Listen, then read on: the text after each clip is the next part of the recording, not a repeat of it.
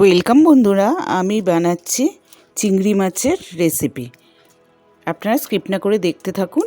এখানে চিংড়ি মাছগুলো নিয়ে আমি চিংড়ি মাছের খোলা যেটা আছে সেটা ছাড়িয়ে নিচ্ছি। চিংড়ি মাছটা এমনি মাথা থেকে শিরগুলো আগের থেকেই আমি ছাড়িয়ে নিয়েছিলাম। এবার যে খোলা লাগানো আছে খোলাগুলো আমি ছাড়িয়ে দেখুন আমি প্লেটের মধ্যে সব রেখেছি। মধ্যে সামান্য নুন দিলাম আর হলুদ দিলাম, আর এখানে আমি সামান্য পোস্ত দিলাম আর সর্ষের গুঁড়ো, সর্ষের ডাস্ট যেটা সেটা দিলাম, 4-5টা কাঁচা লঙ্কা দিলাম, কাজু দিলাম,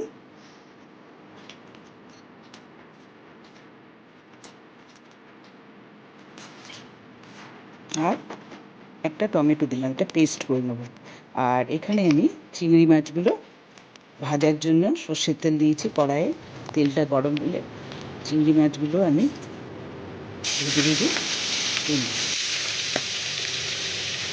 চিংড়ি মাছ ভাজা হচ্ছে। আর এখানে আমি যে মশলাটা করেছি তার মধ্যে আমি আবার কিছুটা নারকেল দিয়ে দিয়েছি, দিয়ে আবার একসঙ্গে পেস্ট করে নেব। এবার চিংড়ি মাছগুলো এক সাইড করে ওখানে গোটা জিরে তেজপাতা আমি ফোড়নে দিয়ে দিলাম।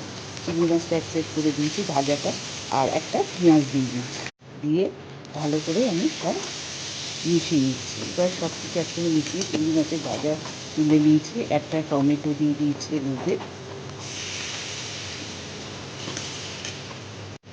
সামান্য জল দিলাম যাতে মশলাটা পুড়ে না যায়। এবার টমেটো দেওয়ার পর এর মধ্যে আমি স্বাদ মতো নুন দিলাম, হলুদ দিলাম, কাশ্মীরি লঙ্কা গুঁড়ো দিলাম, আর সামান্য জিরে গুঁড়ো দিলাম। দিয়ে আমি সবসময় মিশিয়ে দিচ্ছি। মিশিয়ে আমি ঢেকে দিয়েছিলাম। দেখুন মশলাটা কীরকম সুন্দর আমার একসঙ্গে সব মিশে গেছে।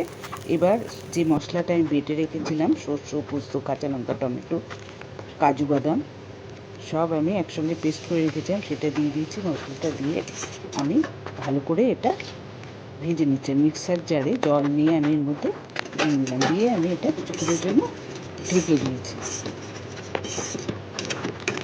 এবার এর মধ্যে আমি ভাজা চিংড়ি মাছগুলো দিয়ে দেবো।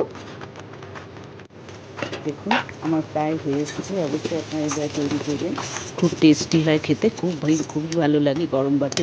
এরকমভাবে বানিয়ে খেয়ে দেখবেন। আর অবশ্যই আমার নতুন নতুন আরও রেসিপি পেতে হলে সাবস্ক্রাইব করবেন, লাইক শেয়ার করবেন। সাবস্ক্রাইব করে বেল আইকনে আপনি ক্লিক করলে আপনার কাছে সব নোটিফিকেশন, নতুন নতুন রেসিপির নোটিফিকেশন পৌঁছে যাবে।